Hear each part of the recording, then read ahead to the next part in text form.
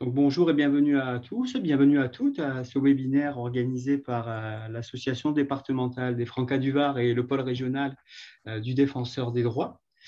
Le thème de ce webinaire autour de la prise en compte de la parole de l'enfant fait suite au rapport annuel 2020 du Défenseur des droits, un rapport qui nous interroge notamment sur la prise en compte du droit d'être entendu dans notre pays pour les enfants et qui est l'occasion aussi pour nous, professionnels, acteurs des espaces éducatifs de l'éducation non formelle que nous sommes, de nous réinterroger aussi sur la prise en compte de la parole de l'enfant dans nos structures. Avant d'entrer dans le cœur du sujet, je me permets quelques petits rappels pour optimiser les qualités de son et d'image du webinaire. Je vous demande de bien vouloir laisser fermer vos micros et vos caméras. Normalement, c'est déjà fait pour tout le monde. Pour ce qui est des questions que vous souhaiteriez poser au cours du webinaire, on vous demande de le faire à l'écrit. Donc, il y a un petit onglet que vous devez avoir avec deux petites bulles où il y a écrit en dessous Q et R. Donc, on vous demande de vous poser les questions par écrit et on prendra le temps à la fin du webinaire pour y répondre. Donc, les questions peuvent être à n'importe quel intervenant ou intervenante, bien entendu. Pour ce qui est du programme, je passe une diapositive. Si ça fonctionne, oui, vous l'avez donc sous les yeux. Il est articulé autour d'une première intervention qui est plutôt centrée sur le rôle du défenseur des droits et sur le rapport 2020 de ses constats et de ses préconisations pendant environ 30 minutes. Et cette présentation sera suivie pendant encore environ 30 minutes d'illustrations de pratiques éducatives développées par les Francas du Var et qui favorisent l'expression et la participation des enfants et des adolescents. On vous présentera aussi divers dispositifs que nous proposons également dans le Var et dans lesquels chaque accueil de loisirs varois peut s'y inscrire. Une dernière information à vous donner avant de passer à la suite. Nous avons prévu de la documentation à vous fournir, par exemple le rapport annuel qui vous sera envoyé par email et d'autres documents que nous allons vous présenter pendant ce webinaire que nous vous enverrons aussi. Et puis, on complétera tout ça par des liens qui nous semblent aussi pouvant vous être utiles.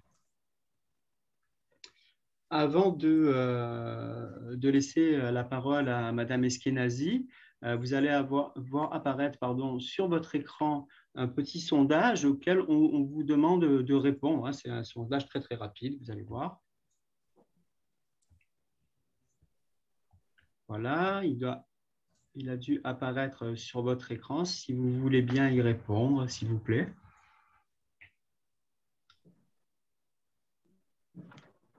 Voilà, en direct. C'est sympa, hein? Vous voyez, Madame Eskenazi, vous pouvez surveiller ça. Bon. Alors, je ne sais pas si je connais l'émission du Défenseur des droits. Je vais voir.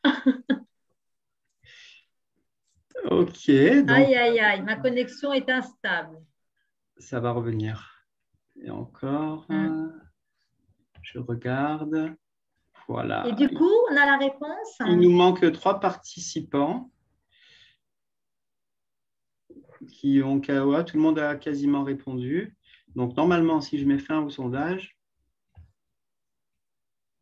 et que je partage les résultats, vous allez voir apparaître sur l'écran les résultats du sondage. Voilà, on a 38% des participants qui estiment connaître l'émission du Défenseur des droits et puis 62% qui ne pourront plus le dire, qui le sauront suite à votre intervention qui va bientôt suivre. Voilà, je ferme tout ça. Bon, donc je prends la main. Écoutez, du coup, je me dis que c'est bien et qu'on puisse avoir ce temps d'échange ensemble. Il y a quand même 62%, c'est important. Donc, j'espère effectivement, et je remercie vraiment les Francas du Var notamment, de me donner cette opportunité d'échange avec vous, bien sûr sur le rapport, mais aussi plus globalement sur l'institution. Alors, vous allez m'entendre fréquemment dire Frédéric ou Diapo, c'est parce que je n'ai pas la main sur le diaporama, ce n'est pas un tic ou un toc, comme vous voulez. Et Frédéric, je te propose de lancer le diaporama. Ouais, alors je suis en train de chercher. Non, ce n'est pas celui-là. Ce n'est pas Si vous l'avez celui-là. plus. Alors, j'ai un petit souci. Il faut que. Voilà, webinaire, projet version webinaire. Il faut que je. Alors, j'ai un souci là. Je vais rétablir ça dans 2 secondes. Ne vous inquiétez pas. Le voilà. Je le remets en version comme ça. Hop. Je reviens et cette fois, je le partage. Voilà, avec l'audio et c'est partagé. Et il n'est pas… Je ne sais pas si vous le voyez. Voilà. Vous le mettez au départ peut-être. Voilà, je le recule. Il faut enlever le sondage à l'écran. Voilà, si vous voulez, Voilà. je vous propose de couper vos micros, Gaël, et puis à moi-même, et puis peut-être la vidéo aussi pour que tout le monde voit bien les images du… Je vais couper la vidéo de me concernant. Voilà, tout va bien? Vous m'entendez toujours? Oui, on vous entend. Alors, je vous propose de mettre la première diapositive. Donc, on va revenir ensemble tout d'abord sur le rôle du défenseur des droits et d'abord qui est le défenseur, ou plus exactement la défenseur des droits qui a été nommé le 22 juillet dernier, qui a succédé à Jacques Toubon et qui aujourd'hui est Claire Hédon. Ce qui est important, en fait, déjà de bien comprendre ensemble, c'est qu'on est ce qu'on appelle une autorité indépendante. Pour vous le dire plus directement et frontalement, la défenseure des droits, elle ne reçoit d'ordre ou d'instruction de personne. On est à la fois une autorité au sens d'État, mais nous ne sommes pas rattachés, par exemple, à tel ou tel ministère. C'est la loi, et en l'occurrence la loi du 29 mars 2011 qui nous a créés, qui va dire, ben voilà ce sur quoi le défenseur des droits peut agir, ses domaines de compétences, ses missions, ses pouvoirs, son organisation. Et une fois que la loi pose des choses, et ben, comme notre nom l'indique, nous agissons en toute indépendance. C'est aussi la seule institution qui soit de rang constitutionnel. Alors, qu'est-ce que ça veut dire ce charabia? Ça veut dire simplement que dans la Constitution française, le fameux article 71-1 de la Constitution dit que le défenseur des droits veille au respect des droits et des libertés. C'est important quand même d'avoir à l'esprit cette visée constitutionnelle parce que ça veut dire que je vais vous parler de nos domaines de compétences, je vais vous dire ce sur quoi on peut agir, mais la trame, ce dont nous discutons ensemble, c'est quand même dans le registre de nos droits fondamentaux et de nos libertés fondamentales. C'est ça que nous enseigne la Constitution.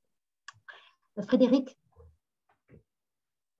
Alors, concrètement, c'est bien de dire qu'on peut veiller au respect des droits et des libertés, mais ça veut dire quoi? À quel moment pouvons-nous saisir ou une personne peut-elle saisir ou s'adresser au défenseur des droits et pourquoi faire? Alors, à quel moment on peut s'adresser au défenseur des droits? Ça me fait revenir avec vous sur nos 5 domaines de compétences. 5, vous les voyez sur la partie gauche du diaporama. C'est-à-dire que si à un moment donné, un usager du service public pense que ses droits ont été lésés par ce service public, qu'il y a un dysfonctionnement du service public, alors il ne commence pas par s'adresser au défenseur des droits, il commence par faire des premiers recours, mais après, s'il n'a pas de réponse, il peut revenir vers nous. Il faut vraiment avoir à l'esprit que le service public, il faut le comprendre dans toute sa dimension. Ça peut être un service de l'État, donc une école, une préfecture, par exemple sur les droits des étrangers, un problème avec l'administration fiscale, etc. Donc n'importe quel service de l'État. Ça peut être évidemment une collectivité, une commune. Donc j'ai un problème avec la mairie, par exemple. Ça peut être au niveau de la santé, un hôpital. Mais c'est aussi, et c'est important, les associations qui ont une mission une délégation de service public. Ce n'est pas une mission d'intérêt général, mais une délégation de service public dans lesquelles vous allez trouver tous les régimes de la protection sociale et des solidarités. Donc, j'ai un problème avec la CAF, j'ai un problème pour ma retraite avec la CARSAT, j'ai un problème au niveau de la maladie avec la caisse d'assurance maladie, j'ai, par exemple, sur certains fournisseurs, l'eau, l'électricité, etc., il y a des parties qui sont commerciales, mais il y a des parties qui renvoient au bien public. Donc, j'ai un problème de couverture, par exemple, Internet. Tout ça, ce sont des services publics. Et donc, quand ils ne fonctionnent pas bien, quand ils atteignent la relation avec l'usager ou qu'ils ne prennent pas en compte les bonnes réglementations, on peut se retourner vers le défenseur des droits. Ensuite, nous sommes aussi compétents, évidemment, sinon nous ne serions pas ensemble aujourd'hui, pour défendre les droits des enfants et les promouvoir. C'est-à-dire que nous avons une protection des droits de l'enfant. J'y reviendrai tout à l'heure, je vous expliquerai un peu mieux ce que nous pouvons faire sur ce sujet-là, mais vous retenez que si l'intérêt supérieur de l'enfant n'est pas pris en compte ou ses droits ne sont pas respectés, hop, direction défenseur des droits possible. Nous avons aussi une mission de lutte contre les discriminations, c'est-à-dire si une personne est victime de discrimination ou témoin de discrimination, elle peut nous saisir. Et de la même façon, si on pense qu'à un moment donné, les professionnels de la sécurité, que ce soit des forces de l'ordre, police, gendarmerie, ou que ce soit par exemple un agent de sécurité, n'a pas un comportement comme il se doit d'être, comme il est dans son code de déontologie, c'est-à-dire un comportement abusif, eh ben, on peut nous saisir. Et puis, dernier domaine de compétence, la protection des lanceurs d'alerte. Donc, 5 domaines de compétences, dont la question des enfants. D'ailleurs, j'en profite pour vous dire, parce que ça vous donnera un petit peu plus de compréhension, que nous allons vous envoyer un guide que nous avons fait à l'usage des intervenants de l'action sociale, qui très concrètement, non pas de façon un peu jargonneuse et d'ensemble tel que je viens de vous le dire, mais très concrètement pourra vous dire, tiens, qu'est-ce qu'on fait en matière de discrimination, de harcèlement, tiens, qu'est-ce qu'on fait en matière d'éducation, tiens, qu'est-ce qu'on fait en matière d'état civil, c'est-à-dire par thématique ou par public, qu'est-ce qu'on fait au niveau des enfants. Voilà, donc ça sera un guide qui vous permettra, parce que là j'ai peu de temps, de comprendre vraiment ces domaines de compétences. Donc, vous retenez que si, par exemple, on a un problème avec la CAF, on peut taper à la porte du défenseur des droits, ou si on est victime de discrimination, on peut taper à la porte du défenseur des droits. Et la question qui va se poser tout de suite après, c'est « et alors, vous faites quoi ?» Eh bien, d'abord, premièrement, nous avons des pouvoirs d'enquête importants. Par exemple, dans le sujet des discriminations, c'est particulièrement utile de pouvoir procéder à des vérifications sur place, à des auditions, de pouvoir se rapprocher de la structure mise en cause ou de la personne mise en cause pour lui demander toute explication qui nous semble utile, etc. Donc, nous avons des pouvoirs d'enquête importants et nous avons des modalités d'intervention qui sont aussi très larges. C'est-à-dire qu'il faut vraiment comprendre que nous sommes d'abord quand même un médiateur, c'est-à-dire que chaque fois que nous pouvons trouver des solutions, notamment localement, à l'amiable et dans un souci de comprendre ensemble et d'apporter ensemble des solutions, nous le faisons, y compris dans cette mission de protection, mais que parfois, quand la médiation ne fonctionne pas, eh bien oui, nous pouvons présenter nos observations devant toute juridiction, oui, nous pouvons faire des recommandations, oui, nous avons aussi un rôle qui est de dire que parfois c'est la loi qu'il faut aider à évoluer, et donc la défenseure présente ses avis et ses propositions de réforme devant les assemblées parlementaires. Elle peut demander aussi des poursuites disciplinaires. Donc vous voyez que c'est un registre d'intervention large. J'y reviendrai si vous avez des questions. Frédéric? Frédéric? Ça vient, ça vient. Ça y est, je ne savais plus si vous... Parce que du coup, moi, je suis un peu seule avec moi-même. Ouais. Vous êtes là derrière vos écrans. Alors, donc vous avez compris que toute personne qui se pense lésée par le fonctionnement d'un service public, dont les droits des enfants ne sont pas respectés, victime de discrimination, peut nous saisir. C'est la personne elle-même. Retenez quand même que dans le champ des enfants, en matière d'enfants, les professionnels, notamment du travail social, ou des associations qui ont dans leur objet social le fait de veiller à l'intérêt supérieur de l'enfant peuvent nous saisir également. Et alors, ils saisissent qui? Eh bien, soit en fait, ils écrivent à Paris, on vous enverra les coordonnées, où ils vont taper défenseur des droits sur Google, ils vont tomber sur le site et ils peuvent remplir un formulaire en ligne. Mais moi, ce dont je voulais vous parler, c'est de notre présence en proximité.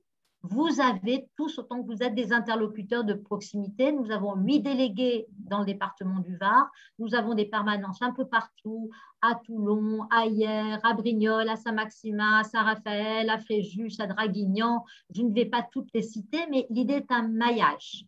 Et d'ailleurs, j'en profite aussi pour vous dire que sur la question des discriminations, nous venons tout juste, il y a quelques jours, de lancer une plateforme anti-discrimination. Donc, j'ai envie de vous dire, 3928, c'est simple, et on va tomber sur des juristes, et éventuellement, ils renverront au local s'il faut. Frédéric?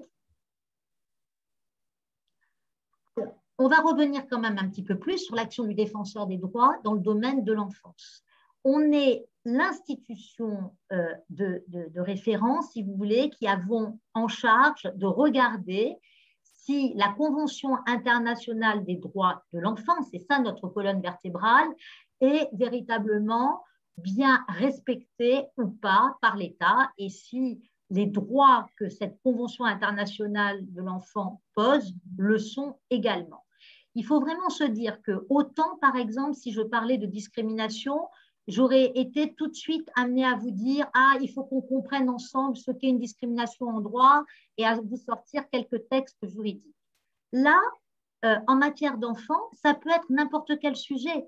C'est est-ce que l'intérêt supérieur de l'enfant est respecté et est-ce que les droits posés par la Convention internationale des droits de l'enfant que la France a ratifié il y a plus de 30 ans sont respectés également. Et à partir de là, que ce soit dans l'éducation, que ce soit dans la santé, que ce soit dans les loisirs, que ce soit où vous voulez, si on pense qu'ils ne le sont pas, nous pouvons être un interlocuteur. Frédéric? Alors, je vous ai mis là quelques sujets sur lesquels nous intervenons. Vous voyez que, ou en tout cas plus exactement sur lesquels nous sommes saisis, évidemment les questions relatives à la protection de l'enfance. Nous sommes quand même, et nos délégués tout particulièrement, pas mal interpellés sur des questions liées, sur des problèmes ou des difficultés qui pourraient se poser à l'école, par exemple, ou dans des activités périscolaires, et très souvent sous l'angle du handicap. D'ailleurs, je reviendrai peut-être là-dessus parce que ça vous permettra de, peut-être avec un exemple, de mieux comprendre. Nous sommes parfois interpellés, vous voyez, à 15% sur des questions de justice familiale, pas forcément à propos, parce qu'on peut nous confondre avec une juridiction. Nous ne sommes ni un juge pour enfants, ni un juge aux affaires familiales. Nous n'avons pas à dire que l'enfant doit aller avec l'un ou l'autre des parents. Ce n'est pas notre rôle. Bien évidemment. Par contre, si à un moment donné, il y a des difficultés d'application ou de respect, peut-être que là, on peut regarder. Et puis, il y a un sujet pour lequel nous sommes régulièrement saisis, notamment dans la région, c'est la question des mineurs non accompagnés. Je ne pourrais que vous rappeler et qu'on se rappelle ensemble qu'avant d'être un étranger, ce sont des enfants et que comme tout autre enfant, on leur doit protection.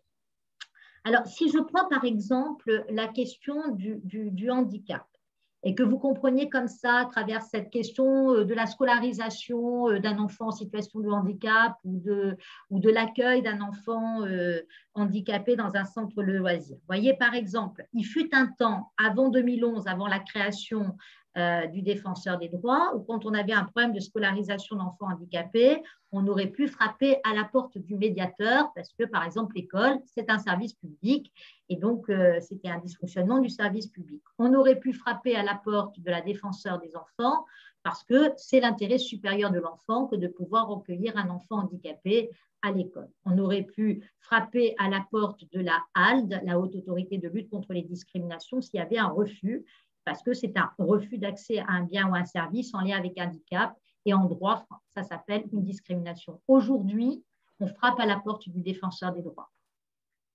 Et donc, cette question de la scolarisation de l'enfant handicapé, on va forcément la regarder sous l'angle de l'intérêt supérieur de l'enfant, comme on la regardera sous l'angle du dysfonctionnement ou voire sur l'angle de la discrimination.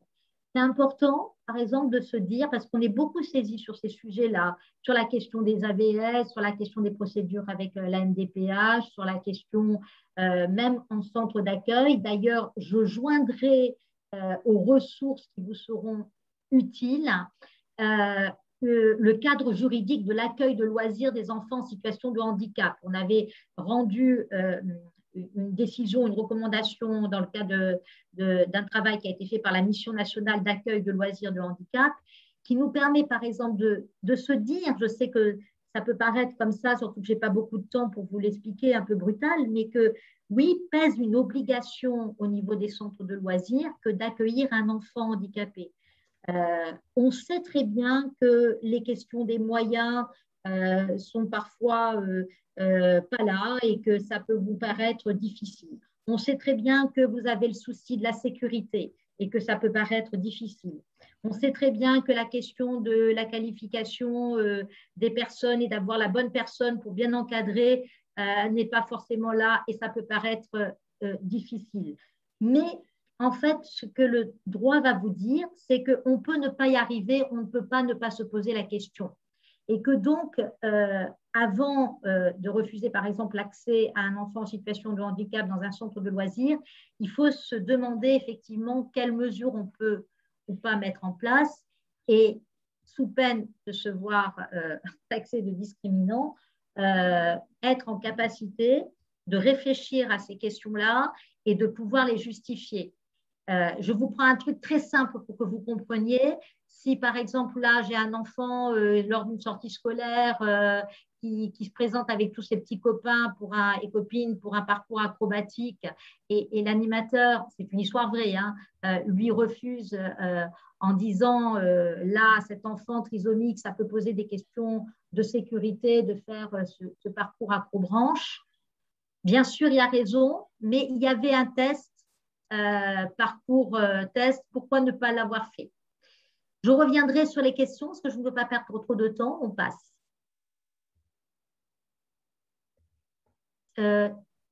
Oui, ça arrive. Des fois, c'est un peu plus long que d'autres. Voilà.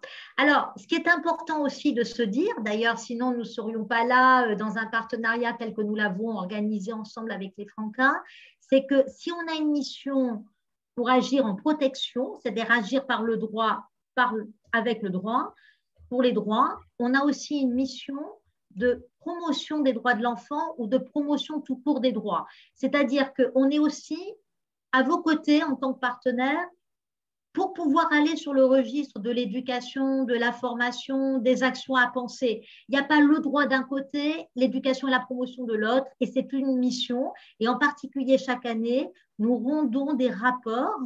Il y a un rapport du défenseur ou de la défenseure des enfants. Et ce dont on va parler tout de suite, c'est-à-dire sur la parole de l'enfant, ça s'inscrit dans ces cadres-là. Donc, vous voyez, je vous en ai mis quelques exemples. On a aussi le souci de se dire, à un moment donné, comment on peut vous outiller? Comment on peut vous aider à vous outiller, en particulier sur bien comprendre en quoi le droit, ça peut être cet outil de citoyenneté. Et il y a un petit programme, enfin, ce n'est pas un petit programme, il y a un programme Éducadroit. Peut-être, Frédéric, vous pourriez lancer la vidéo plutôt que je le raconte, une petite vidéo de présentation. Oui, c'est d'accord. Merci. Nous utilisons tous le droit dans notre vie quotidienne. Le droit est l'ensemble des règles qui s'appliquent à tous et à toutes. Il favorise l'organisation de la vie en société et définit les rapports individuels, sociaux et économiques entre les personnes, en précisant ce qui est autorisé et ce qui est interdit. Pour sensibiliser les jeunes à l'importance du droit, le Défenseur des droits propose un dispositif d'éducation des enfants et des jeunes au droit, construit autour de 10 points clés. Il s'articule autour d'un espace pédagogique numérique, notamment accessible sur mobile ou tablette, ainsi que d'un réseau d'intervenants. Cet espace pédagogique s'adresse à des adultes, animateurs, enseignants ou même parents, qui souhaiteraient parler de droit à un jeune public de façon non académique. Vous y trouverez un manuel pédagogique, comprenant un ensemble de ressources déclinant les 10 points clés, au travers de fiches thématiques qui présentent des notions juridiques essentielles et de fiches pédagogiques qui proposent des idées d'animation. Un moteur de recherche vous donne accès à des ressources pédagogiques. Ces ressources sont classées par points clés, thématiques, public cible et format, et sont accessibles via une fiche descriptive détaillée. Vous avez également la possibilité, vous aussi, d'enrichir le centre de ressources en proposant d'autres documents que vous avez utilisés ou que vous avez produits pour une intervention. Vous pouvez aussi utiliser un des 2 parcours pédagogiques. Le parcours 6-11 ans propose une série de dessins animés relatifs aux 10 points clés. Après chaque épisode, un questionnaire permet de vérifier la compréhension de la vidéo. Une fiche détaillée rappelle les points à retenir et permet d'approfondir le sujet grâce aux ressources du centre documentaire. Un glossaire reprend des définitions adaptées à un jeune public. Le parcours dédié aux 12 ans et plus propose une série de caricatures de presse qui font réfléchir sur chacun des 10 points clés. Vous pouvez faire appel à notre réseau de spécialistes pour intervenir dans votre classe ou auprès d'enfants et de jeunes que vous encadrez. Vous trouverez leurs coordonnées pour les contacter directement. Des vidéos de formation sont à votre disposition pour vous aider à animer une séance. Avec ce projet d'éducation au droit, le Défenseur des droits souhaite favoriser l'apprentissage des bases juridiques qui permettront de former les jeunes au débat, car l'élaboration des lois en démocratie nécessite un échange d'arguments entre les citoyennes et les citoyens.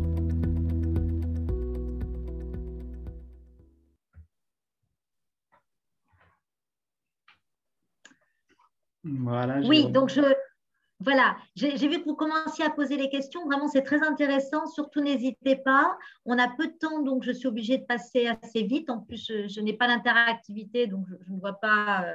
Je suis en train de débiter, comme on dit. Donc, posez les questions. Comme ça, après, on revient. Donc, vous avez vu sur Éducadroit, je sais que les Francas intègrent beaucoup, pas mal des ressources pédagogiques dans les interventions. Donc, sachez que je tiens à disposition l'exposition. On peut tout à fait construire des choses ensemble si jamais vous voulez animer auprès de vos jeunes des actions autour de cette question de s'éduquer au droit. Il y a plus de thématiques que ce que la vidéo montre parce qu'on vient de rajouter une thématique sur les droits numériques. Donc, on en vient au rapport. On en vient au rapport et à son origine. En fait, je vous ai dit tout à l'heure que nous étions l'organe indépendant chargé au niveau de la France de regarder si les recommandations émises par le comité onusien des droits de l'enfant sont respectées et si la France satisfait à ce que préconise ou pas, si elle satisfait ou pas à ce que préconise la Convention internationale des droits de l'enfant.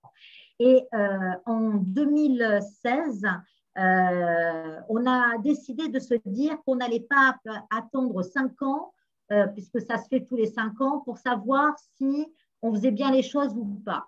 Et donc, on a mis en place tout un dispositif de suivi des recommandations du Comité des droits de l'enfant, avec de la veille juridique, en regardant ce sur quoi on est saisi, mais aussi en se disant qu'il fallait quand même peut-être aussi consulter les enfants. Et on a lancé une vaste consultation sur plus de 2200 enfants, particulièrement d'ailleurs des enfants qui étaient plutôt dans des situations de vulnérabilité, dans des bidonvilles, des mineurs non accompagnés, dans la protection de l'enfance, pour les interroger.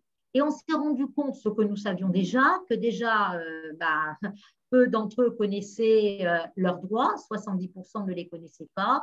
Je vous rappelle qu'une autre enquête que nous avions faite sur l'accès aux droits de l'enfant disait que de toute façon, une personne sur 2 ne connaissait pas la Convention internationale des droits de l'enfant et ne savait pas ce qu'il y avait dedans. Et pareil, 1 sur 2 était capable de citer seulement un droit et généralement, on cite le droit à l'éducation. Et non seulement ils ne connaissaient pas leurs droits, mais ils nous disaient qu'ils n'étaient pas entendus. Frédéric ? Et donc, on s'est dit qu'avant toute chose, avant de pouvoir aussi revenir sur l'ensemble des recommandations, il y avait quand même ce préalable de pouvoir être entendu. Et ça a donné lieu l'année dernière, donc en 2020, à la parution d'un rapport sur prendre en compte la parole de l'enfant, un droit pour l'enfant, mais aussi un devoir pour nous, qui nous permet en fait, on va vous le diffuser ce rapport, de regarder en première partie quelles sont les conditions dans lesquelles les enfants sont aujourd'hui en mesure de s'exprimer et d'être entendus individuellement. Est-ce qu'on laisse la place à cette parole qui nous permet de nous interroger sur les conditions de participation au groupe. Donc, c'est d'ailleurs le sujet où on va revenir avec des exemples concrets autour de la participation et de la consultation. Et puis, évidemment, qui nous permettait à nous d'émettre des recommandations pour avancer au plus sur ces questions-là. Comme le dit Claire Hédon, on vous a remis la citation. Pour se convaincre de la nécessité de prendre en compte la parole de l'enfant, il faut regarder ce que ne pas le faire a comme conséquence. Et il faut bien avoir à l'esprit que ce dont nous sommes en train de parler, c'est pas seulement « tiens, c'est bien de le faire, tiens, c'est chouette ». Non, c'est un droit posé par la Convention internationale des droits de l'enfant, article 12. La CIDE garantit à l'enfant qui est capable de discernement le droit d'exprimer librement son opinion sur toute question l'intéressant, les opinions de l'enfant étant dûment prises en considération. Donc, c'est vraiment se dire déjà qu'on est en train de faire la première des choses que nous enseigne la CIDE, c'est que l'enfant, ce n'est pas seulement un sujet de protection, c'est un sujet de droit. Et que ne pas l'entendre, c'est déconsidérer sa parole et c'est bafouer un droit fort. Merci de passer à la diapositive suivante. Alors, l'objectif, évidemment, c'est à travers le rapport, excusez-moi, de pouvoir interpeller aussi les pouvoirs publics, mais aussi de nous interpeller nous-mêmes dans nos pratiques professionnelles. Et c'est aussi de regarder si ce droit est bien compris et approprié par tous, mais ça, dans tout le processus. C'est-à-dire, est-ce qu'on l'entend quand on est devant le juge aux affaires familiales qui va décider s'il va avec papa, maman, les deux, mon capitaine? Est-ce qu'on l'entend quand il y a un conseil de discipline et qu'on va décider d'une exclusion ou pas? Ça, c'est au niveau individuel. Et est-ce qu'on sait l'entendre ensemble dans des consultations et dans des actions participatives? C'est ça les enjeux. On peut passer? Donc, il faut se dire que ne pas entendre l'enfant, et ça, vous avez des travaux qui le montrent, des travaux en neurosciences, c'est que ça a un impact sur son bon développement. Donc, ce n'est pas pour faire joli mon capitaine, c'est vraiment parce qu'on a pu mesurer, et je ne peux pas non plus aller trop en avant, mais les conséquences concrètes sur le bien-être et le développement présent et futur de l'enfant. Il faut se dire aussi qu'en n'entendant pas l'enfant, en ne respectant pas cet article 12, quelque part, c'est aussi la porte fermée à bien pouvoir mettre en application tous les autres droits de l'enfant. Son droit à être protégé, son droit à l'éducation, son droit au loisir, son droit à la santé. C'est-à-dire que respecter cet article sur le droit d'être entendu, ça participe à la protection et à la mise en œuvre de tous les autres droits. Donc, c'est vrai que ça doit être un outil au service des enfants pour que justement, ils puissent s'exprimer, puisque ce que nous dit la CIDE, et c'est ça qu'il faut retenir, c'est est-ce que l'intérêt supérieur de l'enfant est respecté? Mais comment on fait pour prendre en compte l'intérêt supérieur de l'enfant et savoir si c'est vraiment son intérêt supérieur, si nous sommes seuls maîtres à bord à décider que c'est bien ou pas bien? On peut passer? Alors, je reviens sur quelques constats, mais je vais bien sûr revenir sur ce que je viens juste de dire. On se rend compte déjà qu'en matière de démocratie participative, on ne peut pas dire véritablement que les enfants, on leur laisse une place. Et la France, elle ne fait pas figure de proue en la matière, elle a plutôt un retard. Si vous prenez le Parlement de l'enfant, qui a été créé en 1994, vous avez seulement 4 propositions qui se sont retrouvées sur une loi. Donc, on ne les entend pas beaucoup. On peut se dire aussi que les enfants qui sont vraiment en vulnérabilité sont encore moins entendus. on a un peu ce réflexe de voir l'enfant quand même comme quelqu'un de fragile à protéger. Et on s'est dit, comme on l'a dit tout à l'heure, ou comme je l'ai dit tout à l'heure, que c'est un droit qui est encore très largement méconnu, puisque seulement 2% des personnes que nous avons interrogées dans l'enquête dont je vous ai parlé ont été capables de citer le droit d'être entendu. On peut passer ? C'est un droit qui n'est pas forcément compris. Non seulement il n'est pas connu, mais il n'est pas compris. Parce que souvent, on oscille entre se dire « Ah, ça veut dire quoi entendre l'enfant ?» Ah ben, ça veut dire qu'on lui laisse prendre les décisions, il a le droit de prendre les décisions qui lui incombent. C'est-à-dire qu'on le surresponsabilise. Ce n'est pas ça. Entendre, ça ne veut pas dire décider, le laisser complètement décider. Ou alors, on met en action le droit en se disant « Ah ben, on va se servir de ce droit à entendre l'enfant comme un outil quand on veut travailler sur les questions de civisme, de vivre ensemble. » Alors là, on met en place des actions participatives. Ce n'est pas complètement ça non plus qu'on est en train de se dire. C'est prendre en compte la parole de l'enfant dans tous les processus, à tout moment, c'est-à-dire intégrer ces questions-là dans l'ensemble de nos pratiques. Je vous l'ai dit sur les plus vulnérables, ça forcément, souvent c'est encore plus compliqué et c'est encore plus oublié. Et puis, par exemple, quand je parle des droits de manière pratico-pratique, entendre un enfant individuellement, nous nous sommes rendus compte, parce que nous avons été saisis, que selon, par exemple, les magistrats, ils avaient une appréciation très différenciée de la notion de discernement.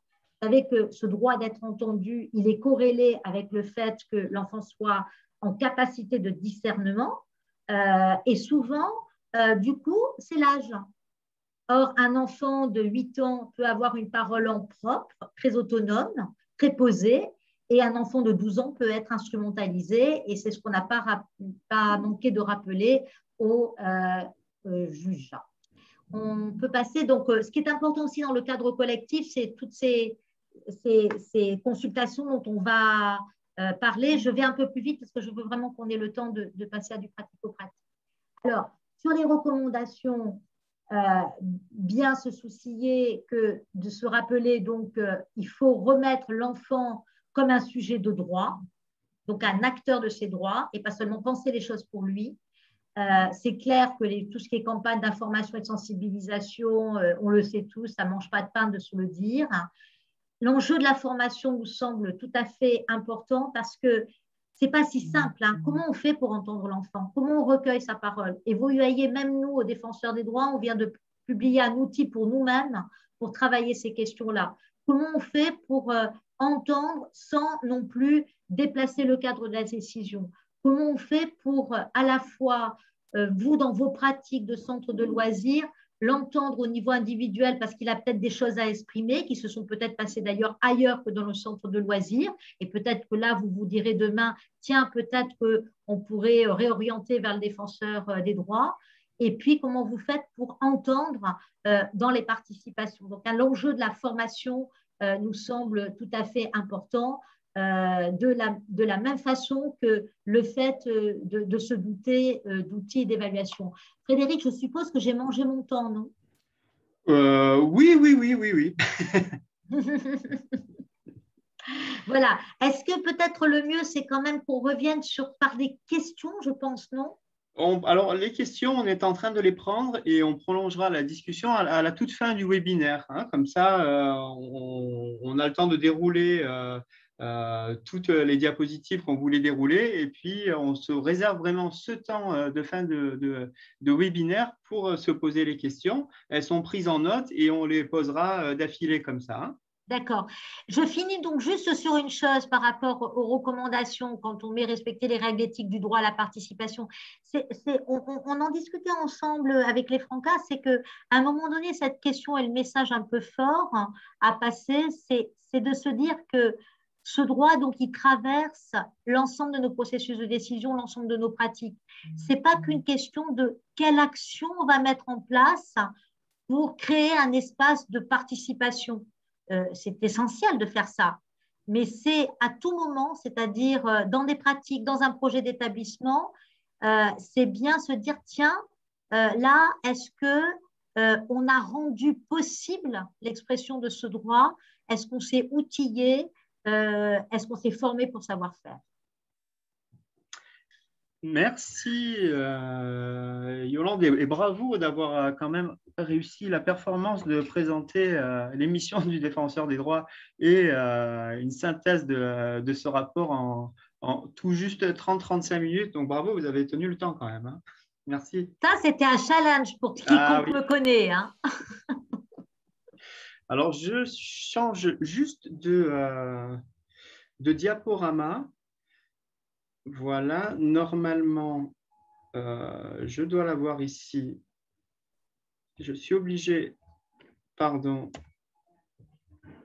de le reprendre. Voilà. Je partage mon écran et on devrait y arriver par ici. Alors, est-ce que... Oui, normalement, il est partagé, il est à l'écran. Oui, il est à l'écran. Ok, il faut simplement que je vérifie. Je fais un petit retour en arrière quand même, je suis désolé, parce que je ne suis pas sûr d'avoir partagé le son s'il est partagé. Donc, c'est bon, je peux continuer. Donc, la transition sur la participation, merci de Yolande. On va, avant de passer concrètement aux illustrations qu'on voulait vous montrer, vous proposer sur expression et parole de l'enfant, essayer quand même de revenir ensemble et tenter de se remettre au clair sur la notion de participation dans les accueils de loisirs, parce que c'est une notion qui est vaste et puis qui est complexe, qui peut être complexe à aborder et dans lesquels on retrouve parfois un petit peu de tout dans tout. Ce qu'on a réussi à identifier au niveau de la participation dans les accueils de loisirs, c'est qu'il pourrait y avoir 4 niveaux identifiés de participation. Donc, une dimension qu'on trouve dans toute démarche pédagogique, une dimension plutôt comme participation comme pratique éducative, la participation aussi parfois qui peut être le vecteur du vivre ensemble, et la participation, un acte politique, j'y reviendrai tout à l'heure. Quelques explications sur ces grands titres. Si on reprend la participation, une dimension de toute démarche pédagogique, on peut considérer que c'est d'abord une affaire d'attitude, et notamment au niveau de l'écoute réelle et bienveillante de l'enfant et de sa parole. Le fait de le considérer comme un interlocuteur valable, ce que vous disiez tout à l'heure, et bien sûr que l'enfant doit pouvoir se sentir en confiance dans une démarche de participation. Alors, c'est une posture et c'est des attitudes qui doivent pouvoir se retrouver à la fois dans des activités particulières comme les réunions d'enfants, les conseils d'enfants, mais aussi dans diverses formes de consultation des enfants, comme par exemple prendre leur avis sur les activités, sur les repas, leur demander aussi parfois et régulièrement surtout leur niveau de satisfaction. C'est aussi la possibilité de prendre une place dans l'éducation au vivre ensemble. Si on incite les enfants à participer à des réunions de régulation collective, par exemple, ou à des discussions à visée démocratique et philosophique, comme on le verra tout à l'heure, on est bien, encore une fois, dans une dimension de démarche pédagogique qui favorise la participation. Je termine sur ce point par la possibilité que doivent avoir les enfants de faire des propositions qui vont favoriser la participation, de prendre des décisions et des responsabilités aussi, bien sûr, de ne pas les surresponsabiliser, des responsabilités de leur niveau. Parce que pour que tout ça fonctionne dans une démarche pédagogique et pour que les enfants y croient, il faut que naturellement ils puissent se rendre compte que tout cela a des effets sur leur quotidien et que leur participation, par exemple, aux prises de décision collectives, vont faire évoluer leur quotidien dans l'accueil de loisirs. Autre aspect de la participation, comme pratique éducative cette fois, donc ici on parle plutôt en priorité des aspects de concertation et de l'émergence et de l'accompagnement des projets d'enfants. Par exemple, par la création d'associations temporaires d'enfants citoyens qu'on appelle ATEC. Donc, c'est un dispositif sur lequel nous reviendrons très précisément tout à l'heure avec Gaëlle. Troisième aspect de la participation comme vecteur du vivre ensemble, donc il va concerner par exemple dans le centre de loisirs l'élaboration collective de règles de vie commune, la vie démocratique avec l'élection de délégués de groupe, les conseils d'enfants délégués, et puis ça va aussi concerner le partage des savoirs, le partage des connaissances, et puis aussi d'une manière plus générale les rencontres intergénérationnelles qui vont favoriser cette idée de vivre ensemble. Quatrième et dernier aspect de la participation qu'on a réussi à identifier, donc entendu comme un acte politique. Alors bien sûr, on ne parle pas ici de faire de la politique, hein, mais c'est plutôt au sens d'agir dans la cité pour l'intérêt général. Les exemples à donner sont la participation au conseil de ville que vous connaissez, de département ou de région ou au niveau national, ou encore avoir la possibilité d'agir et de transformer au local, au plus près des enfants, déjà son centre de loisirs, son école, son quartier. Et quand c'est possible, c'est bien quand ça se fait dans un cadre structuré à l'échelle d'un territoire, comme dans les PEDT qu'on retrouve dans pas mal de communes du département. Voilà, à partir de ces 4 entrées, une tentative de définition de la participation en accueil de loisirs dans laquelle vous avez certainement dû vous reconnaître.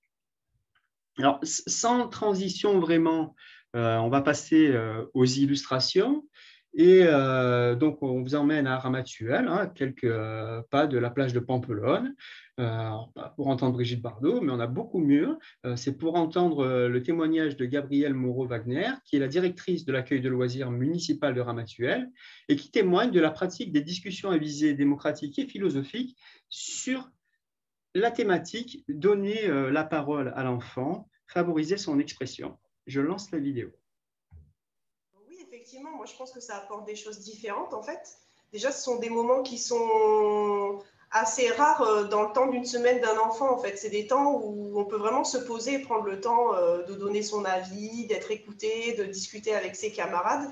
Et ces temps, ils sont assez précieux en fait. Les enfants les apprécient parce que c'est un moment qui est déjà dédié à eux, en fait, qui leur est consacré.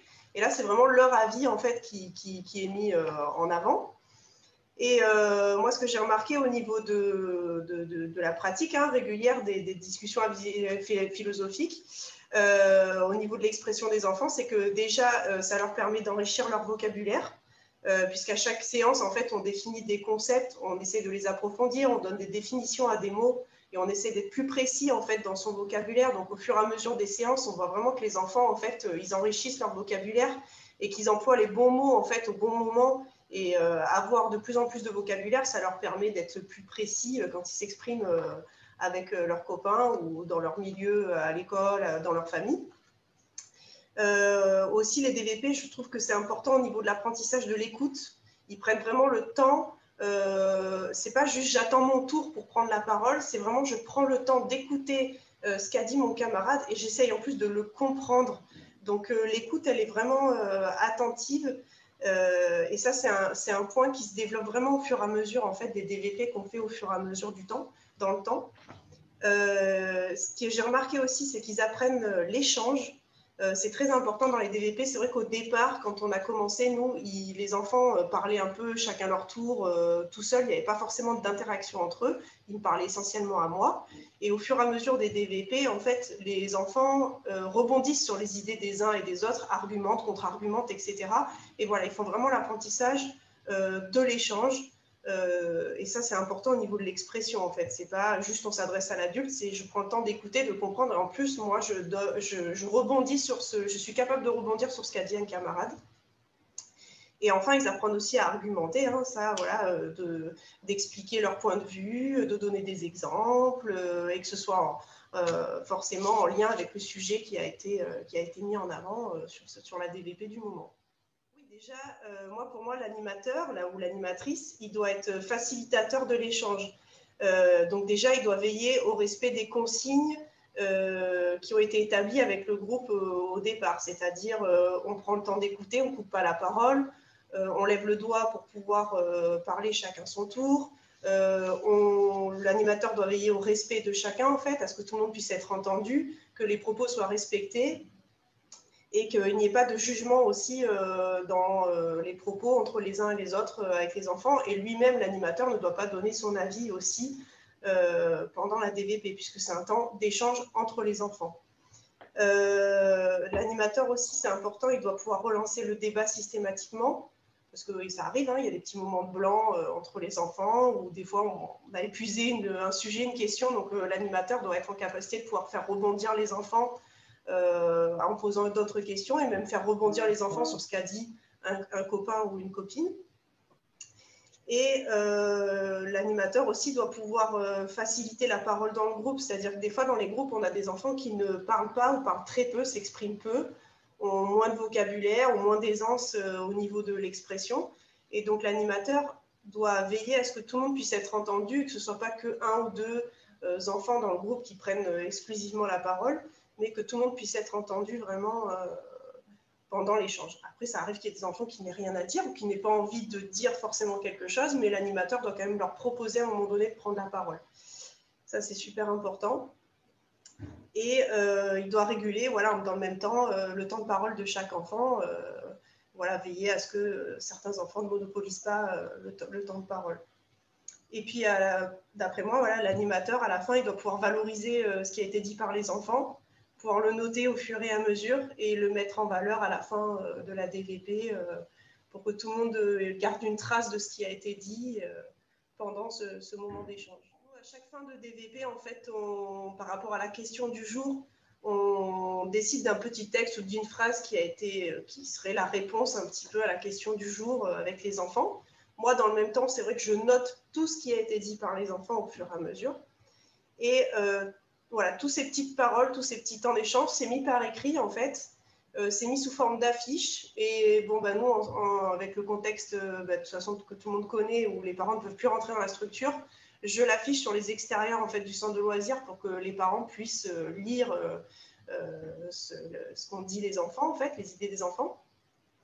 Et dans le même temps, je prends en photo l'affiche qui a été faite par les enfants et de temps en temps, je le mets sur le Facebook aussi de l'accueil de loisirs pour faire une diffusion plus large et puis pour montrer qu'en accueil de loisirs, on peut aussi s'exprimer de cette manière-là. Et après, toutes ces affiches, elles sont gardées, elles sont mises dans le centre de loisirs. Alors nous, on a un mur tout blanc dans l'infirmerie du centre, où au fur et à mesure, le mur commence à être complètement rempli d'affiches, de petites pensées philosophiques.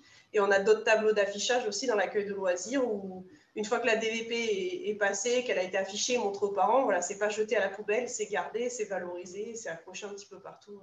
Je suis assez étonnée parce que les enfants aiment vraiment ces temps d'échange en fait, et ils sont enjoués à l'idée d'y venir et de pouvoir s'exprimer. Ils ont rarement l'occasion en fait dans leur quotidien, que ce soit à l'école ou à la maison, de pouvoir s'exprimer sur des sujets un peu plus complexes, où on leur demande de donner leur avis, de construire une pensée. Et ça, c'est un des points que je trouve chez certains enfants. En plus, on leur découvre des qualités insoupçonnées. Voilà, on ne les voyait pas forcément grands penseurs ou capables d'argumenter autant. Et en fait, ça les met vraiment en valeur, même aux yeux des copains. Et voilà, le regard peut changer sur certains enfants quand on pratique des DVP régulièrement avec le même groupe. Alors là, je remercie Gabrielle. Je sais qu'elle participe au webinaire pour ce témoignage. Donc, vous l'aurez noté, hein, une pratique éducative qui non seulement amène les enfants et les adolescents à s'exprimer sur des sujets qui les concernent, qui valorise cette parole, mais aussi qui les entraîne à élaborer et à exposer de plus en plus clairement leurs pensées tout en étant attentifs à la parole de l'autre. Ce qui est parfois une difficulté dans l'expression des enfants, c'est de ne pas avoir assez l'habitude d'exprimer clairement les choses. Donc là, c'est vrai que cette activité permet ça aussi. Autre pratique que l'on voulait vous proposer en termes d'illustration sur l'expression de l'enfant. Donc, une pratique éducative développée par notre association aussi à l'échelle nationale et aussi départementale, hein, les ateliers d'expression radiophonique. Ce type d'atelier, en plus d'être de son côté séduisant, de se retrouver à une table de radio là, comme des grands pour s'exprimer, permet aux enfants de développer tout un tas de compétences, comme s'entraîner, là encore, à prendre la parole et à développer sa confiance en soi, apprendre à élaborer une prise de parole destinée à être comprise par d'autres, ce qui est utile quand on veut contribuer, par exemple, à un projet collectif, parler de sujets qui les concernent, bien entendu, comme les amis, les loisirs, la planète, les passions, et encore apprendre à développer une parole critique et raisonnée, c'est-à-dire une parole qui est documentée dans la déontologie journalistique, vérifiée au travers de diverses recherches qu'on peut faire au centre de loisirs, en bibliothèque ou sur le net. Autre point intéressant de ce type de pratique, c'est comme la précédente illustration, c'est pour les enfants la possibilité concrète de vivre les droits au centre de loisirs, c'est-à-dire sans passer forcément par la case je connais les droits de la Convention internationale des droits de l'enfant, c'est qu'ils se rendent compte que quand la Convention internationale des droits de l'enfant parle du droit à la liberté d'expression, comme c'est écrit là sur le côté de la diapositive, ou le droit d'information ou du droit de s'exprimer sur les questions qui le concernent, ce ne sont pas que des idées et que des mots, et que dans le centre de loisirs, on les vit, on le fait vraiment, mais tout ça, ça vous parle, bien entendu. Sans perdre de temps, je laisse maintenant la parole à Gaëlle Abraham pour la présentation de nouvelles illustrations. Peut-être qu'elle n'a pas remis son micro. Bonjour. Si, j'ai mis mon micro. Tu m'entends? Ah oui, oui. Voilà. Donc, bonjour à tous. Je vais vous présenter quelques illustrations autour des projets que nous mettons en place autour de la Convention et une action pédagogique, les ATEC, dont vous a parlé Fred tout à l'heure. Je vais commencer tout d'abord par le projet Place à nos droits. Depuis de nombreuses années, les Francas, membres du collectif AED, sont engagés pour défendre, promouvoir et faire vivre les droits de l'enfant dans l'ensemble des actions qu'ils mettent en œuvre. Place à nos droits, c'est une opération actuelle de la Fédération nationale des Francas, ayant justement pour ambition d'agir pour les droits de l'enfant dans tous les espaces éducatifs que ces derniers fréquentent, que ce soit aussi bien les accueils collectifs des mineurs que des actions qui s'organisent dans les quartiers, sur sa ville, dans sa commune. Développée dans les territoires par les associations départementales des Francas, cette opération se traduit par des actions très diverses, des temps de consultation des enfants, l'organisation de dialogues structurés, c'est-à-dire des échanges entre des décideurs et les enfants sur des thèmes et des préoccupations qui les concernent, la formation des professionnels, l'organisation de festivals locaux ou nationaux, l'accompagnement de projets et d'associations d'enfants, la création et la mise à disposition de ressources pédagogiques, d'ateliers de découverte et de sensibilisation à l'acide et aux droits de manière plus générale, comme l'a souligné tout à l'heure Yolande. On peut découvrir la diversité de ces actions sur le site Enfants Acteurs Citoyens que vous voyez en bas à droite de la diapo, créé en 2019 et offrant aux enfants, aux adolescents et aux équipes un espace d'expression et de valorisation de leurs actions, des avis et des propositions. Dans le Var, Fred, si tu veux bien passer la diapositive suivante, s'il te plaît.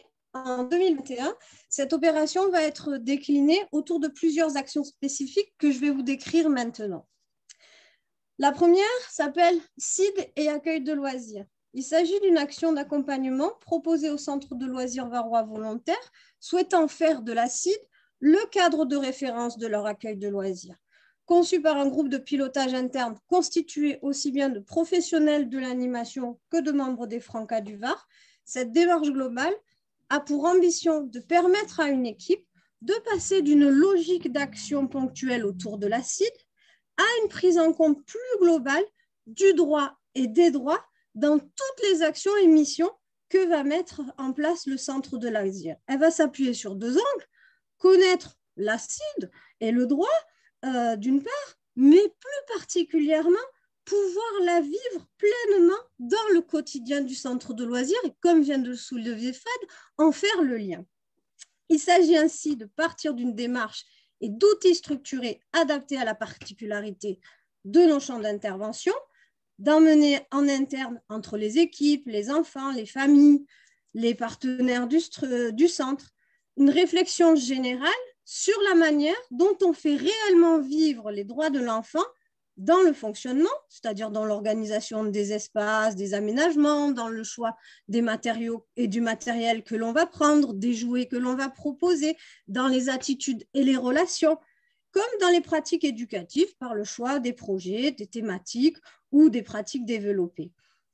Mais également et surtout, et au regard de ce que vient de présenter Madame Eskenazi, la manière dont on va faire vivre et on va les animer en développant une implication plus importante des enfants et des adolescents et en apportant une vigilance particulière aux droits de participation et d'expression, collectifs comme individuels.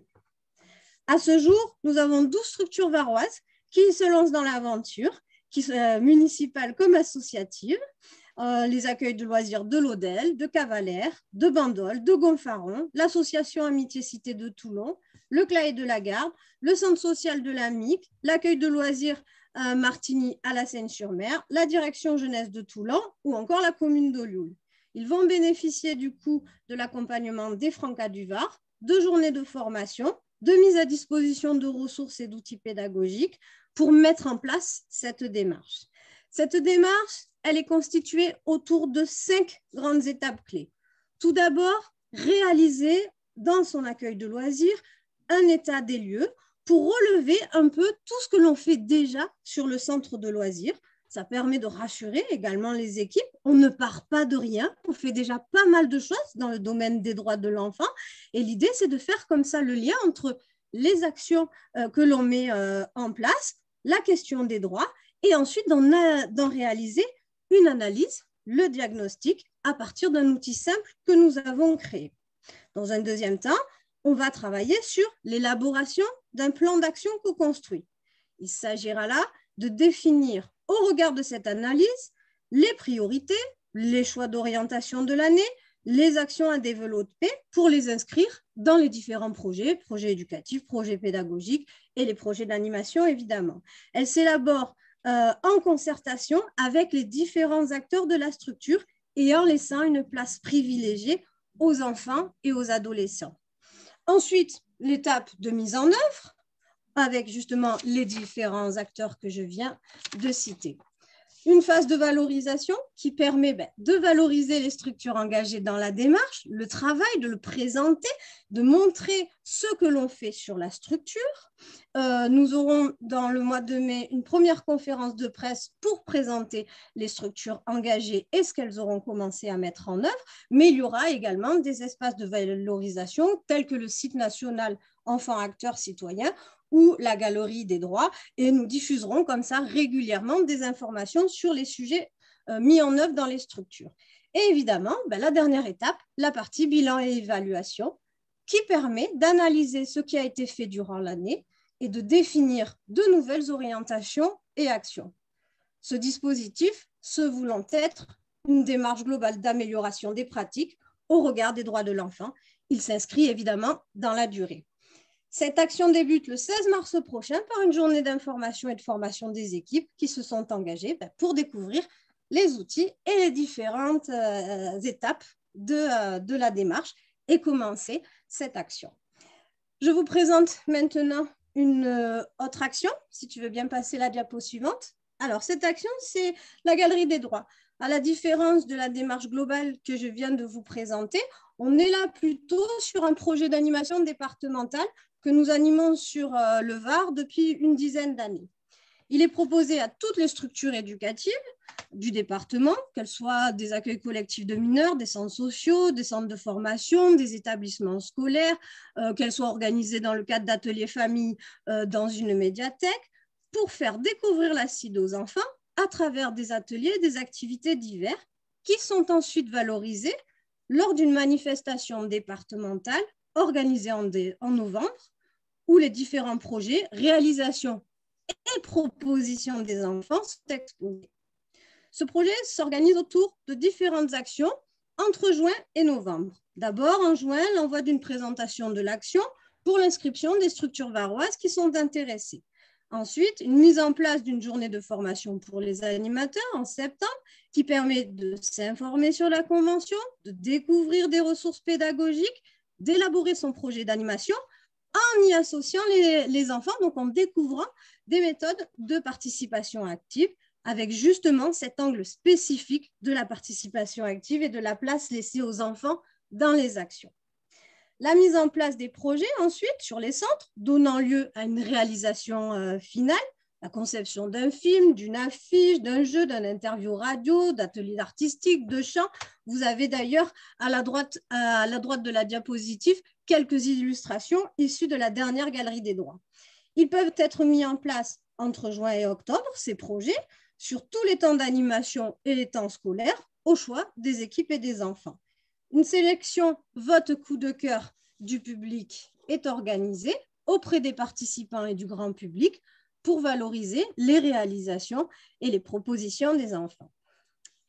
Ensuite, nous co-organisons avec la commune de La Garde un village des droits durant une semaine en novembre, où nous animons ensemble plusieurs actions, l'exposition dont je viens de vous parler, des ateliers de découverte de l'acide, des post-philo, des jeux pour les établissements scolaires comme extrascolaires, l'organisation et l'animation d'une journée festive intercentre où sont réunis l'ensemble des enfants de la commune, mais également les enfants des différentes structures qui participent à l'action.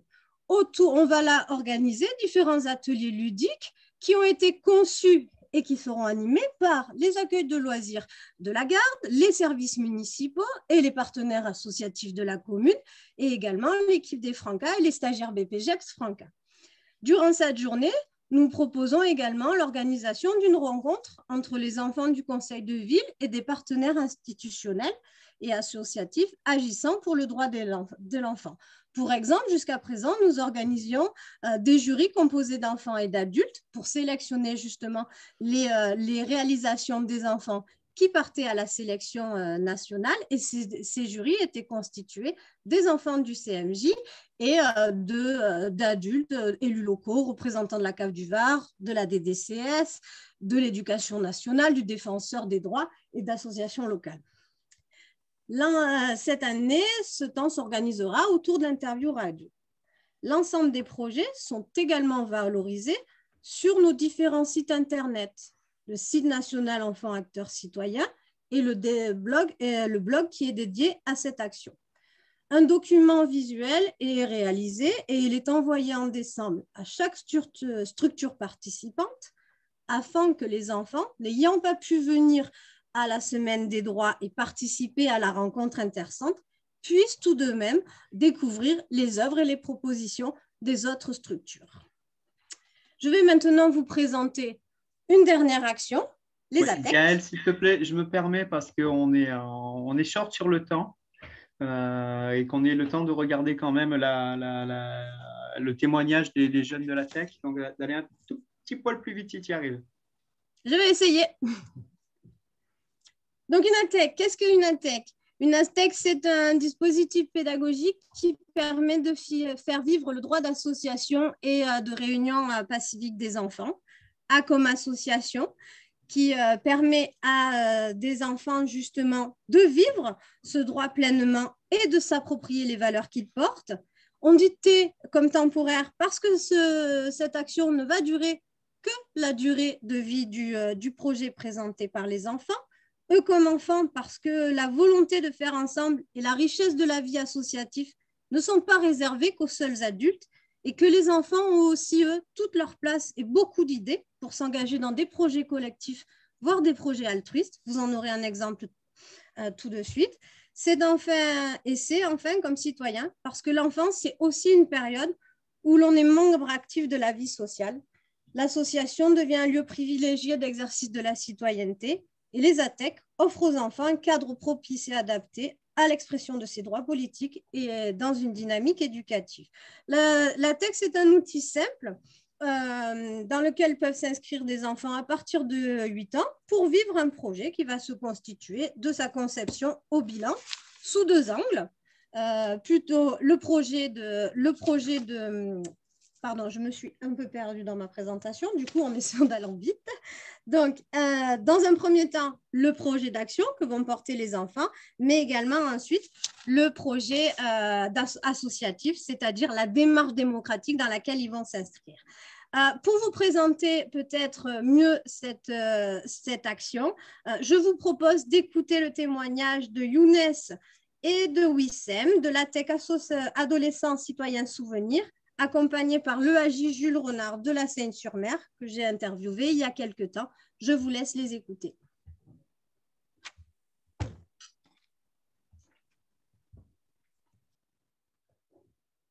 Donc, bonjour, moi c'est Wissem Recep, je suis président de l'association Adolescents Citoyens Souvenirs et nous luttons contre toute forme de discrimination au sein de notre commune, la Seine-sur-Mer.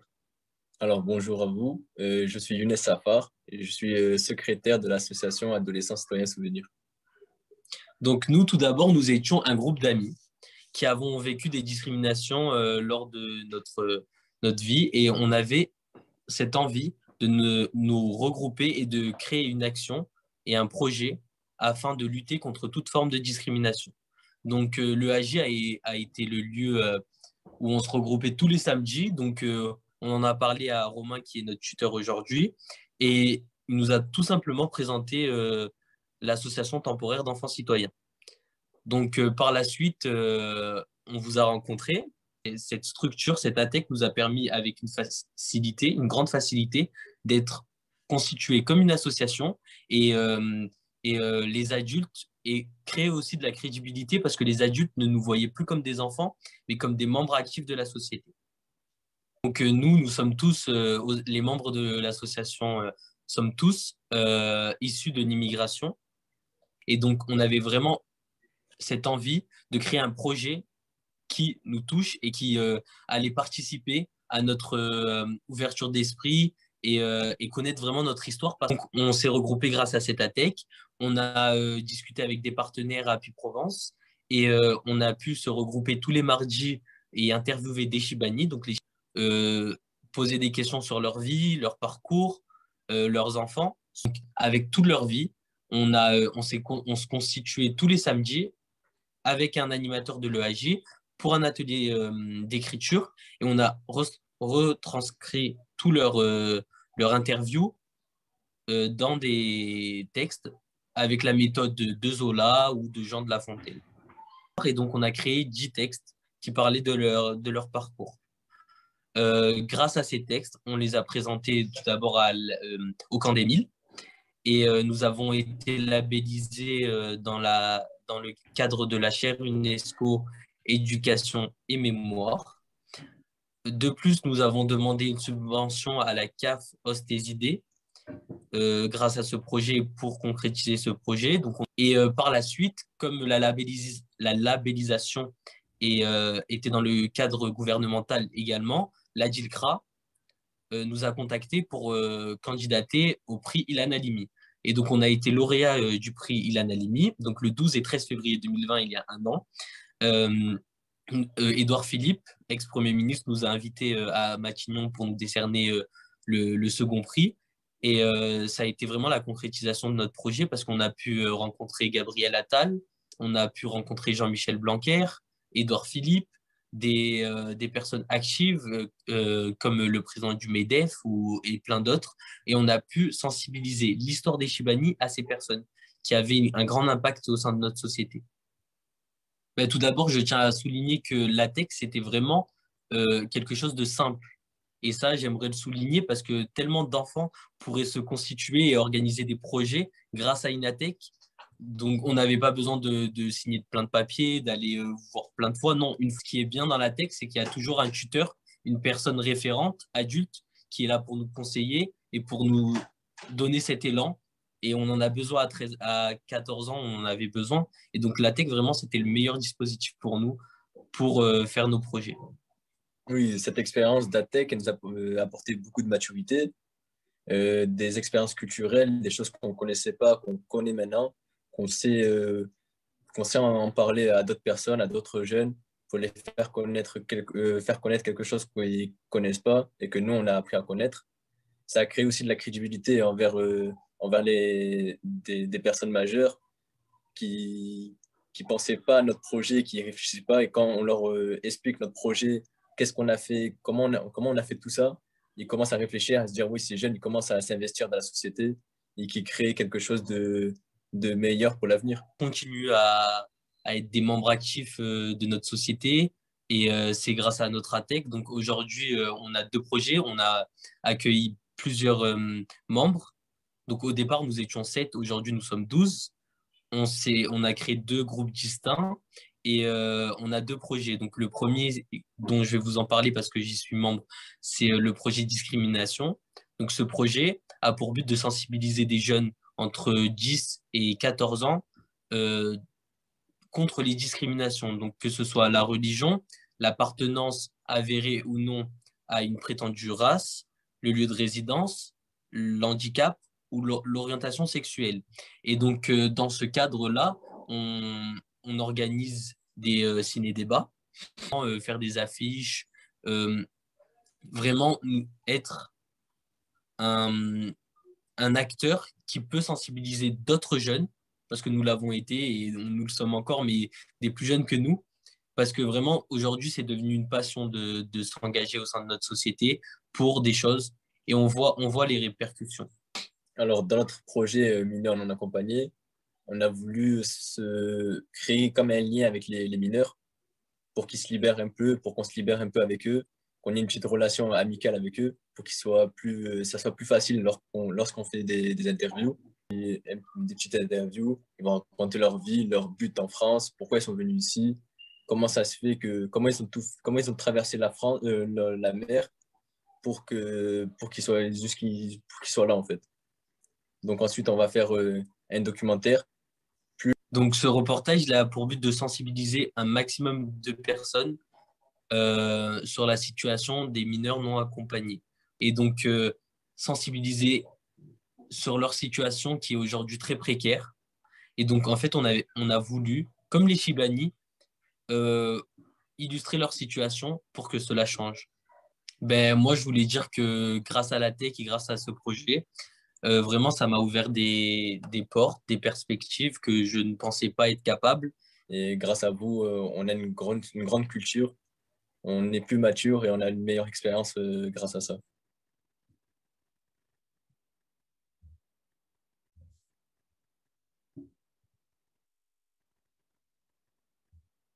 Voilà.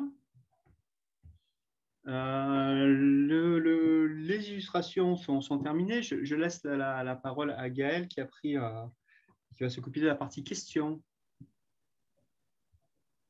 Oui. Alors, nous avons 3 questions, Yolande, qui vous sont plus particulièrement adressées. Alors, la première, elle revient sur les questions de motifs et les motifs de réclamation. Sont-ils les mêmes d'année en année ou certains motifs sont-ils moins évoqués? Je vous laisse répondre. Oui, c'est grosso modo les mêmes. Franchement, on ne voit pas trop de différence, ni vraiment par année, ni vraiment par territoire. Évidemment que le contexte et l'actualité peuvent, à un moment donné, générer de nouvelles réclamations, de nouvelles préoccupations. Par exemple, forcément que dans ce contexte de crise sanitaire, nous avons eu des sujets spécifiques. Par exemple, lors du premier confinement, on a été beaucoup saisis, on a beaucoup agi sur la question des refus de certains supermarchés de permettre à des mamans de venir avec leur enfant au supermarché, donc qui est un refus discriminatoire en lien avec la situation de la famille, outre le fait de la question des droits des enfants. Donc ça c'est un sujet qu'on ne voyait pas venir dans un autre contexte que celui de la crise sanitaire. On est très attentif en ce moment et donc on a pas mal d'actions à l'agenda en ce début 2021 sur la question effectivement de l'impact de la crise sanitaire sur les enfants. Là aussi, c'est forcément un sujet nouveau. D'ailleurs, le prochain rapport des droits des enfants, donc, puisque chaque année, au moment du 20 novembre, comme je vous l'ai dit, on publie un rapport, va porter sur la question de la santé mentale et du bien-être et vraisemblablement permettra de regarder un petit peu mieux ce qui s'est passé pendant cette période si particulière. Mais sinon, voilà, on va retrouver protection de l'enfance, éducation, handicap, mineurs non accompagnés, etc. Excusez-moi, j'ai un petit bug sur mon ordinateur. J'essaye de réaccéder à l'application pour voir les questions. Je suis désolée. Voilà, pardon. Donc, la deuxième question qui nous a été envoyée, c'est quels sont les délais moyens, Yolande, entre la saisine du défenseur des droits et le rendu d'un avis ou d'une décision? Et est-ce que les positions du défenseur des droits sont exécutoires ou est-ce qu'elles renvoient seulement à une décision de justice à venir? Alors, merci d'abord de ces questions-là parce qu'elles me permettent de vous expliquer un petit peu mieux. Alors, sur les délais qui est une question importante, il n'y a pas de réponse toute faite, c'est-à-dire de quoi me parlez-vous? Si vous me parlez de grosses saisines, par exemple comme celle sur les mineurs non accompagnés, qui nécessitent des pouvoirs d'instruction, des vérifications, des auditions, sincèrement, ça peut être très long, mais vraiment très long. C'est-à-dire que l'instruction, il y a le temps de l'instruction. Et donc là, on peut avoir des délais même d'1 an ou 2. Si vous me parlez du délégué qui est saisi parce qu'il y a un problème en lien avec une application d'une décision de la MDPH ou d'AVS ou que le sujet, c'est qu'il puisse se rapprocher de l'enseignant ou de la direction de l'établissement parce que, par exemple, on nous a signalé une difficulté même de harcèlement. Là, on n'est pas du tout sur la même chose. Là, on est dans la proximité, on est dans une action qui invite au dialogue, qui peut être très réactive. On travaille au niveau des services publics avec des correspondants dans chacun des services publics et donc, par exemple, la médiatrice académique. Et là, effectivement, les délais moyens pour tout type de service, je ne parle pas d'enfance, c'est quoi, même pas 70 jours. Et donc, il y a des choses qui peuvent se régler en 1 semaine et d'autres choses un peu moins. Donc, vraiment, je crois qu'il faut vraiment regarder. Vous avez compris qu'on a des moyens d'intervention qui sont très larges et des sujets sur lesquels nous sommes interpellés qui le sont encore plus. Donc, la façon de procéder, les délais, il faudrait regarder en examinant de quoi me parlez-vous exactement. De quel sujet me parlez-vous? Et tout ce qui est l'amiable, donc tout ce qui est fait par les délégués, ce n'est pas des délais longs où ça ne devrait pas être. Tout ce qui est plutôt de la mise en exercice des pouvoirs du défenseur, là, ça peut être bien plus long. Il faut le temps de l'instruction. Très bien, merci pour votre tour. Une dernière question, si vous le voulez bien. Les droits de l'enfant est-ce que vous savez si les droits de l'enfant sont enseignés excusez-moi, j'ai répondu sur une partie, mais il y a l'autre partie, j'avais oublié. Oui. La partie des droits exécutoires. Qui est intéressante parce que je reviens là moi-même sur les questions. Il y a marqué est-ce que les positions du défenseur des droits sont exécutoires ou est-ce qu'elles renvoient seulement à une décision de justice à venir?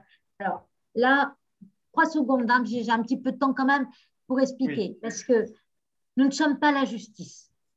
Et nos pouvoirs ne se confondent pas avec la justice. Donc, ils s'arrêtent là où commence ceux de la justice. Donc, nous n'avons pas de pouvoir de sanction.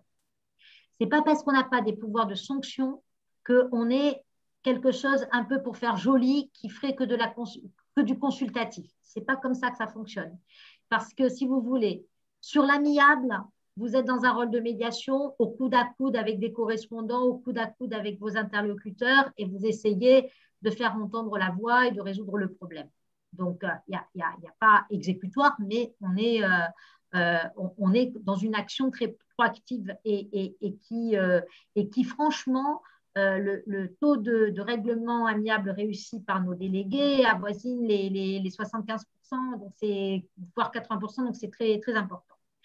Sur le judiciaire, nous n'avons pas de pouvoir de sanction, donc elles ne sont pas exécutoires, nos décisions, mais nous présentons des observations devant toute juridiction, que ce soit, donc, ça peut aller même jusqu'à la Cour européenne, hein, et là encore, nous sommes quand même fortement entendus par le juge.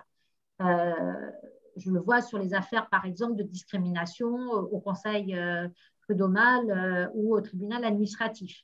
Ça ne veut pas dire que le juge a une obligation, enfin, il a une obligation de nous écouter, ça oui, mais de ne pas aller forcément. Il peut très bien ne pas aller dans le sens de la décision du défenseur des droits.